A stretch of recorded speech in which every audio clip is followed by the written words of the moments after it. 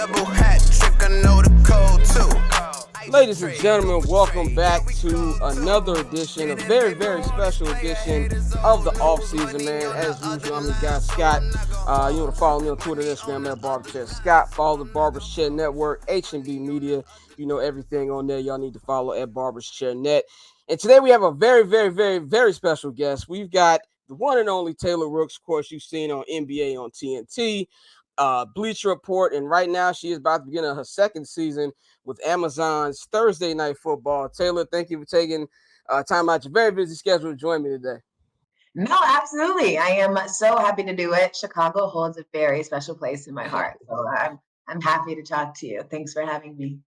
You're out there in Los Angeles. This is the first time I've interviewed somebody in Los Angeles while I'm in Chicago, because I've been in Los Angeles for like a decade now. So this is a reversal right here. But so yeah, let's just get right into it. A question I like to ask to start off my interviews is one of my favorite sports documentaries is Kobe Bryant Muse. So I like to ask everybody, what are some of your muses, I guess as you would say, coming into this, interviewing sports media game? It could be family members, whoever. Who are some of your muses? I mean, I feel like I had so many, but the real answer is just every Black woman that was doing this. Every Black woman that I watched growing up meant so much to me. And I mean, just even from the local level right in front of me, being from the suburbs of Atlanta, I was looking at, Monica Pearson, and I was saying, okay, this is a woman who looks like me that's delivering the news. But then there's also people like Carrie Champion and Pam Oliver and Jamel Hill. I've just had people that I've looked at and seen myself and just seen how good they were at the job. And I would definitely say that they have been muses in my life for sure. Definitely. Was there like a certain moment that you had that's like, I know with me in sports, first time I seen Michael Jordan in 1996 finals, growing up in Chicago, I was like, I want to do something in sports. Yeah. What was that one moment for you?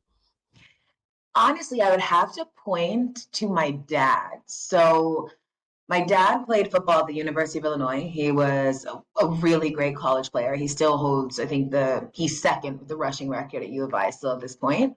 So whenever we would go back and visit, I would hear people always bring up this one run that he had against Ohio State in the 80s. It was like what they said to him every single time.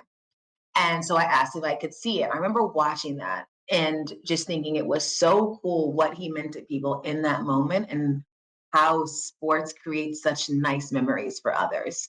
I owe a lot of just my love of the game to my dad and everything that he showed me about the game. So I would say my dad. Yeah. That's dope. You had like a front row view to it. I know that had to been, cool to watch growing up. Yeah, for sure. Absolutely. And my uncle played for the Cardinals. So when he was here, we would always go to Busch Stadium for his birthday and watch the games. I just tie a lot of special memories in my life to some sort of sports memory, which is really cool. That's fire. Now when we came on, we talked about, you have a special place in your heart for Chicago. Now we know you went to U of I. I didn't go to U of I, but I spent a lot of time in U of I. I went to Columbia College downtown Chicago, and anybody knows Columbia, we didn't really have a party scene. So I was at U of I a lot from like 2007 to 2012. But after you went to U of I, you worked at the Big Ten Network, also in Chicago. So tell me, what was something about Chicago that you enjoyed the most while you were there? So many things. I mean, so I lived in Chicago for 2 years, but I also, when I was younger, I lived in Chicago for 2 years. I went to University of Chicago Lab. My family is like from the Midwest. So I've had a few stints in Chicago, but I love the people. I love that it is such a big city, but it still feels homey. You've got the river running through it. You've got a very underrated restaurant scene. I think Chicago is like top 5 restaurant scenes in the US. Yeah. I mean, I'm not counting necessarily this, but I miss Harold's every day. 6 piece extra mile. 6 piece extra mile sauce. Anytime I go to Chicago, I am going. Though I used to literally, I would go to the one on 79. But last time I was there, like, wasn't open, or like someone told me that they don't have it anymore. I don't know. So I've been going to the one in the Loop. So I got to find a new location. But yes, I love so many things about Chicago. I could go on and on, but certainly the food and the people stick out to me. Yeah, I'm glad you said Harold. I was definitely gonna ask, were you Harold's or Uncle Remus? You know, that's a long time debate Harold and out it's here. not close. I can't believe people that pick Uncle Remus. I No don't believe it offense, if you are an Uncle Remus. either. I don't believe it either. Like my family, half my family's from the west side of Chicago, so they're big Uncle Remus people. But we Yeah. Heralds over here all day. And then my man, one of my guys, Larry is legend, is he's like the Heralds connoisseur. He always says Uncle Remus ain't bad. It's the second best Heralds in the city. But when it comes to Chicago, and I know you spent time in LA, of course you're there right now. One thing that kind of stood out to me about Chicago and LA is one thing I noticed: they love the Lakers, they love the Dodgers, but it's not really like a sports city like Chicago. Like, what was something when you were here? Like, was there a special moment or a playoff run for any team that kind of showed you just how big of a sports town Chicago is? Yeah, I mean, so when I was there, I was covering college sports. So I felt kind of separate from the pro scene Right, in Chicago. I would love going to Bulls games. That was always a really good time. But the 2 years that I was there, it wasn't like a super high time for either sport. So it wasn't like I was able to experience those moments. But when I think of sports in Chicago, I really just think of the true fandom. A really cool thing right, about Chicago is the people there that care about the sports really know the sport and they really know the history. They care about it in a real way. There's no fair weatherness to it at all. So yeah, that's really what I think of when I think about Chicago sports. I've also had really fun times in Wrigleyville. The first year that I lived there, I was right on Addison, so I would go to the Cubs game sometimes. Chicago like uses sports as a real like fun yeah, activity. Like it is yeah, a part of their everyday life. And I think the only other place that feels a lot like that is probably Philly, Philly, and yeah, New York at times. It is yeah, embedded in the culture of this city. So it's definitely. hard to talk about Chicago without talking about the teams. Yeah, and you bring up the Cubs. We all know Cubs and Sox out here is like Bloods and Crips. Like you got to pick Yeah. one. Like just there's no you can't be a Chicago baseball fan. That just is that Nope. just that doesn't happen. Even though I'm disowning the White Sox for a little bit right now, but I'll be on a whole nother hour ranting on them. But To be clear, I have no allegiance. So Cubs fans don't only cover me, and White Sox don't cover me. I'm well a Cardinals fan.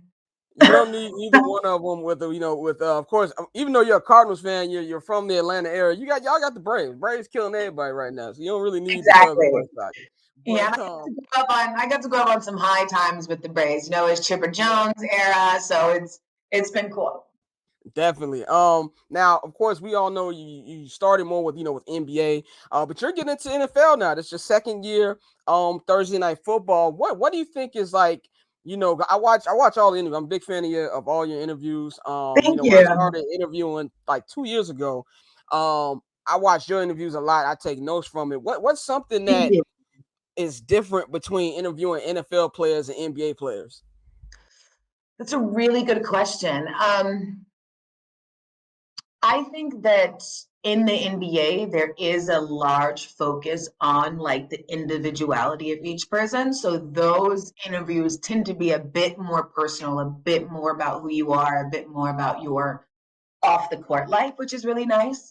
I Right. think that with the NFL, because it is such this massive sport, we care so deeply about what's happening in between those lines. I think that the NFL interviews tend to have more of a focus on the game, what is happening. Right. So it's nice to flex two different muscles and focus on two different things and also just see the difference in personnel around both leagues. Like they're both really fun and I enjoy both, but they're absolutely different for sure. Definitely. I definitely agree with that. I've been doing like coverage for like this is like my third season doing the Chicago Bears. It's about to get my third season covering the Clippers. And one thing I've noticed too is like you brought up like how different it is like the preparation too. Like of course it's only one game a week, but I just came back from Bears camp today and it's like they're so like in tune with it. Was that something like you Mhm. noticed like from I know when you do your interview step off of the facility, it's like a little bit more like kind of keyed in a little bit. Yeah, like when I think about the features that I did last year, the ones with Jalen Hurts and Saquon Barkley ended up sort of being my favorites because we got to be out of the facility. You got Yeah. to see an incredibly personal side of them. I was able to mix some of those like NBA ethos with this NFL feature, seeing what they're like outside of their sport. So at Jalen, we went to a restaurant he really loves in Philly called Food Chasers. We got to interact with the people that were at the restaurant. We got to cook in the kitchen. It was a fun piece for him. With Saquon, he let us into his home. We did it in his living room. We saw how he lives, what he thinks about things. So those type of features I tend to be drawn to, and something I'm really trying to push myself with this season is doing more different environments, different settings. Can we get people out of how we see them and see it a little different? So that's what I hope to do in season 2 with TNF. Definitely. I say like, is Jalen Hurts your favorite interview all time? Like, what's your favorite of all time if it isn't Jalen Hurts? I don't know if I have a favorite interview of all time. And I sort of like that I don't, because I think when that interview happens, I'll know it. Okay. And that means that at some point in the future, I'm going to say, that was it. That's And it. obviously I want to make every single interview the absolute best that it can. I love nothing more than that feeling of sitting down with somebody and talking to them and making them feel understood. So I certainly have ones that I love, but I like having that chase for the favorite. And I don't know if I have just a clear favorite yet, but Okay. hopefully it'll come.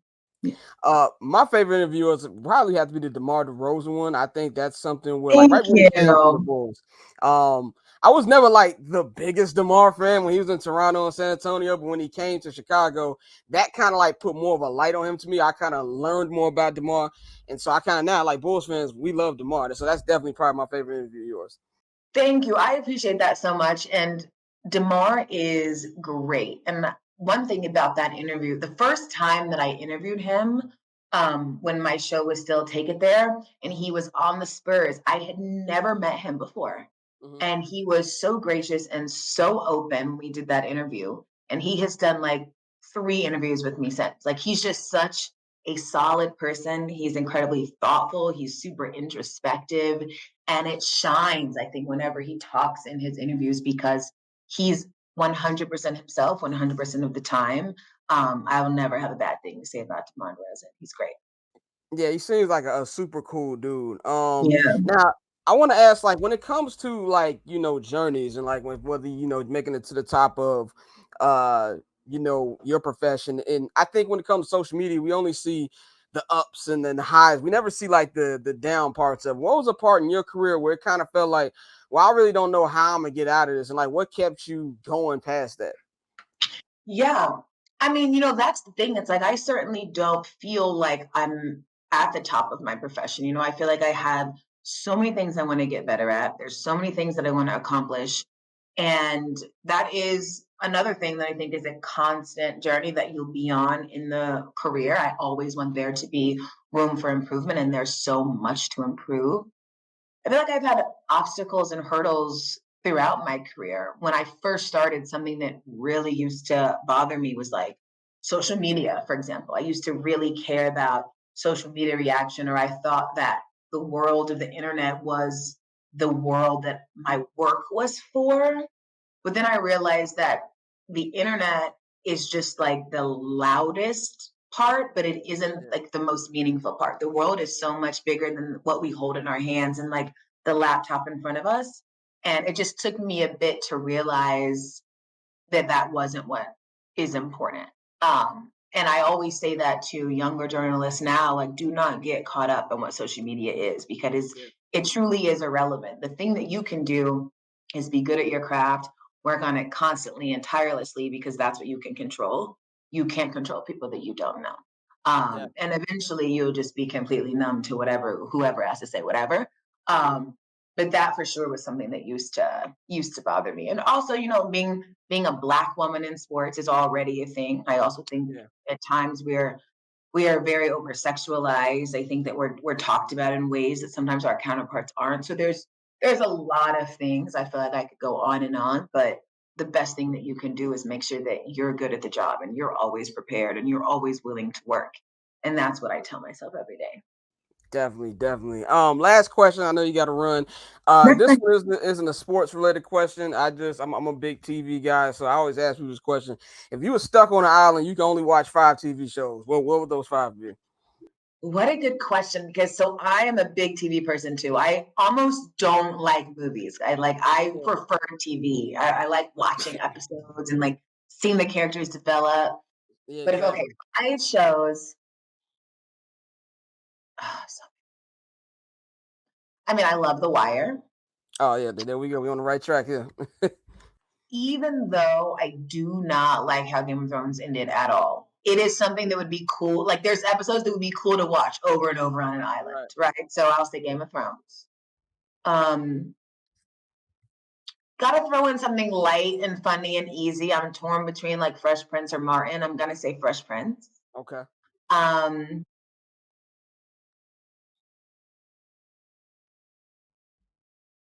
I'm torn between Sopranos and Mad Men. You can't have both. Yeah. I'm gonna say Sopranos. And my fifth, is that fifth or fourth? That's four. Okay, so my fourth, Sopranos was fourth, or I'm about to say my fourth? Sopranos was four. Okay, so my fifth. The pressure is like really on because I'm like, I have to watch it on loop on this island. Do I have enough variety? Are you a Curb Your Enthusiasm fan?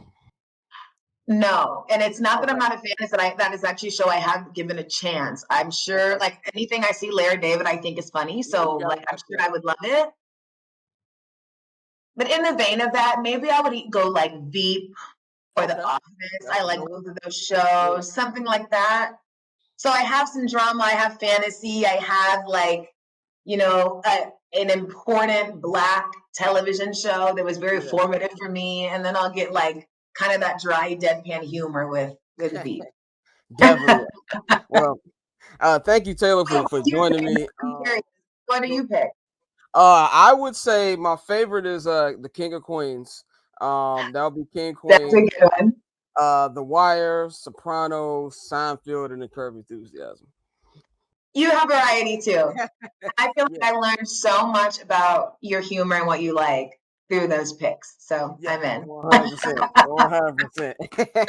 Well, thank you, Taylor, for joining me. I know you got a roll. I really appreciate you taking time out of your schedule for joining me. Was there anything you want to let anybody know if we get up out of here? No, I mean, thank you so much for listening. Thank you so much for having me. You can follow me on all the things, just at Taylor Rooks, just my name across all the platforms. Definitely. Y'all follow her and get in tune if you ain't. This is another edition of the Offseason. I'm Scott. We up out of here. Double hat trick, I know the code too. Ice tray, go for